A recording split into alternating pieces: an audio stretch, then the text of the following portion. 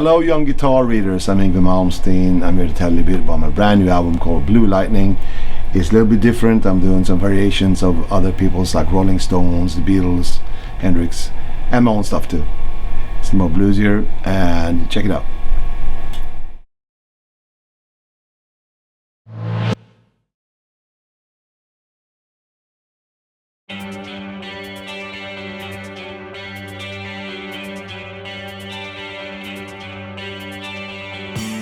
No, I had this neck on a couple of different bodies, but this is the one that was together like this for the longest time. I've actually had this neck on a black body and on a sunburst body and everything, but for short times only.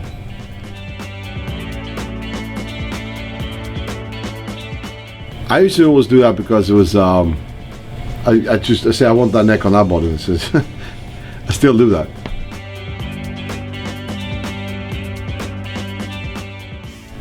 It's a funny story because I saw it in a music store when I was like 15 years old. I wanted it, and I wanted it really bad. And somebody had put a black pickguard on it, no, a chrome pickguard or something. There was a specific, the tremolo had a specific, it was like the tremolo was on it had like a cover on it somehow. It was like a weird, like a plastic something. Somebody had put that on it. So anyway, so about a few months later, no, I go back a couple of days later and this guitar sold. So a few months later after that, I'm auditioning drummers and I got this guy calling me up. I play drums. I'm a guitar player too. I said, what do you got? I got a Strat. Bring it. So he came to audition for drums, but he is the one who bought the guitar. So I said, I'll give you the gig and I'll buy you the guitar. And okay, whatever. So I bought the guitar from him. That was I don't even remember the day. I was 15, so 78, 79. 2,000 krona.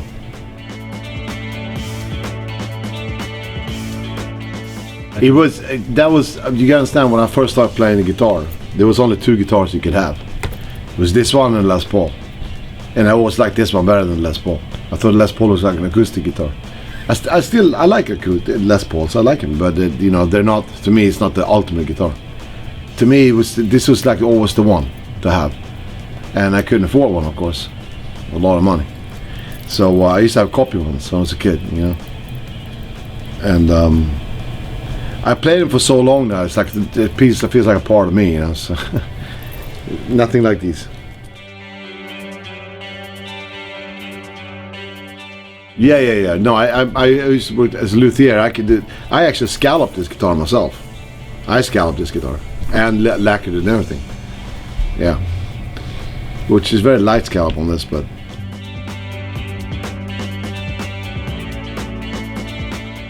I always liked the way the big headstock looked.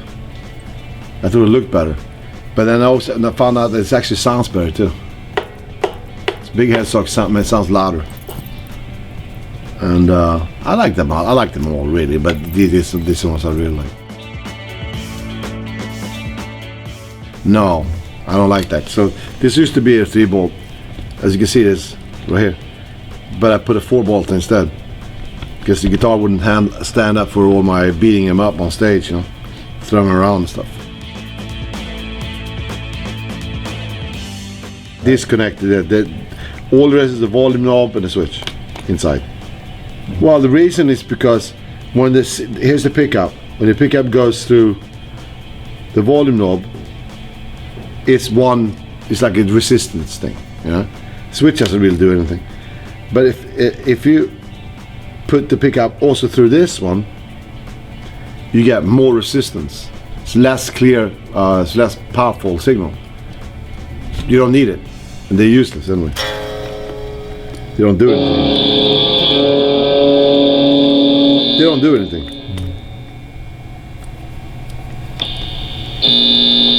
And here you can see how it sounds like if you don't have a stacked Strat pickup in the middle.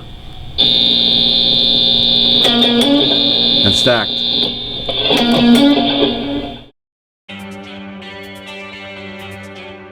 Oh, you mean like that? It depends. This one has. This is so old. It doesn't even move. I use mainly these two.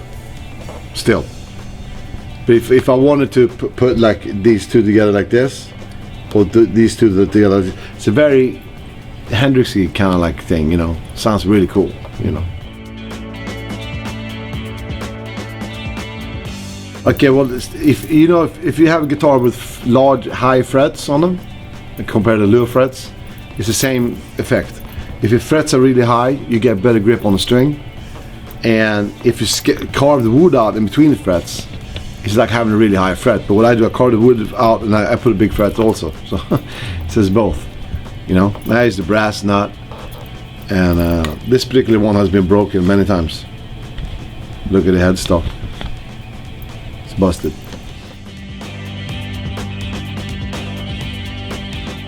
This had the original frets for the longest time until about, I don't know, 20 years ago. I had jumbos put in.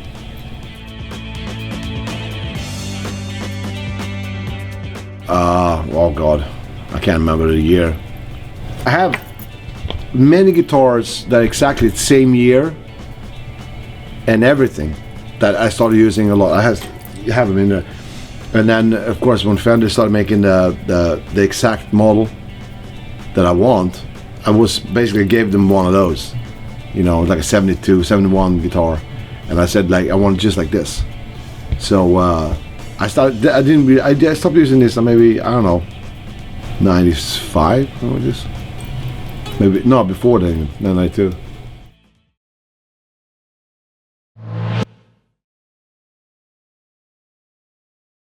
This is the 30th anniversary Yngwie Malmsteen model from Fender, and it comes in 4 different colors. It comes in candy apple red, sonic blue, burgundy mist, and the standard white that I always use. They call Olympic white, you know, the cream white one. And the difference is that if you look at the back here, no skunk stripe because it's a 68 maple cap. In other words, it's a glued on maple fretboard. And of course that everything is made like a 68 with the pick guard different like this. Other than that, it's pretty much the same. It's got YGM, Seymour Duncan YGM pickups, you know.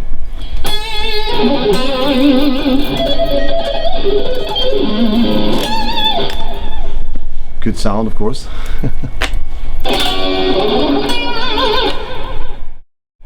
Yngwie Malmsteen signature model, 30th anniversary. Burgundy mist, amazing color. Love these.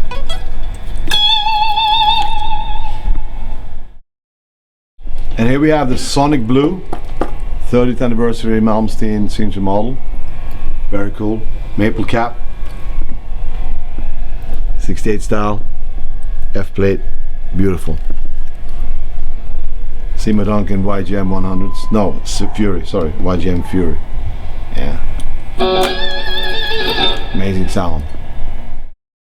And this is also the 30th anniversary guitar. This one came a little too pale, so it's gonna come in a normal, like Olympic white, like cream color that I always use. So same thing, maple cap, Seymour Duncan Furies, Malmsteen pickups, of course. Sick.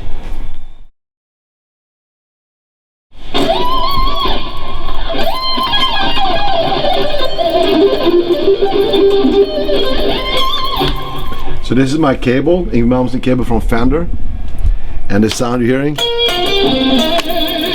it's actually from the Fender overdrive, Yngwie Malmsteen overdrive that I designed with Fender. So there. This I designed with Fender, and it's the ultimate overdrive pedal. Took a long time to get it right, and there it is. I use only these. This is my new console. It's Icon D control for the Pro Tools. Okay, perfect. And I have some new universal audio processors here. What's it called? Converters, new converters. You have to cut that in. And of course, when I play the guitar, what you hear is actually these Marshalls here. Through downstairs, I have all the cabinets live. So it's really great setup, and it goes through some tube gear and stuff, some Focusrite stuff, and yeah, it's really cool.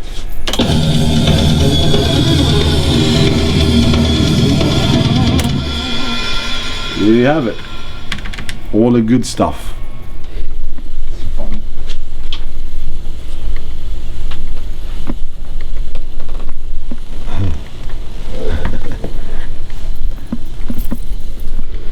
It's very important function. You got it?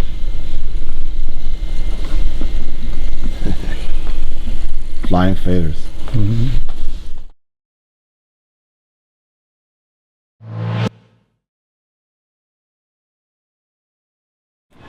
Hello there. This is a 3.2 Spider made from 1986 to 1989, and this particular one they only made 30 of in left-hand drive. Very rare, and it's beautiful. Red tan, of course.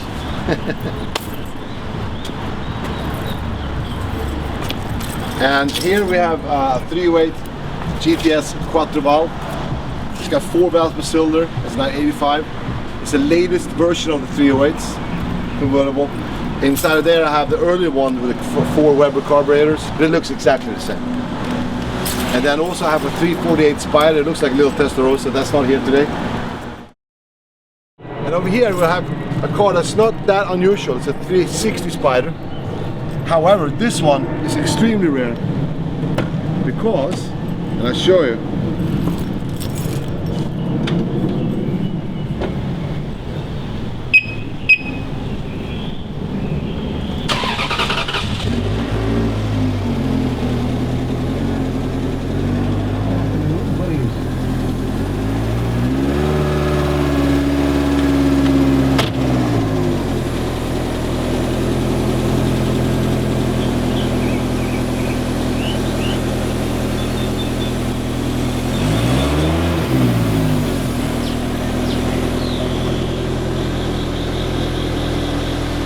what's extremely rare with this car, come down here, is this manual gearbox.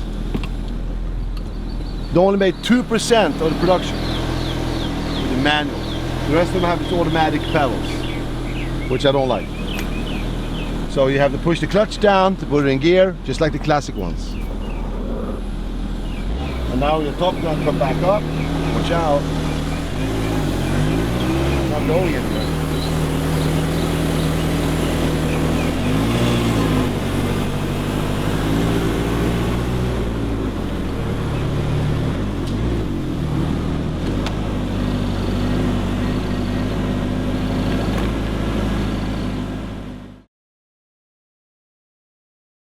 As you can see here, there's a little award for me being on the cover 36 times, which is amazing, and it's all because of you, so thank you very much for your support.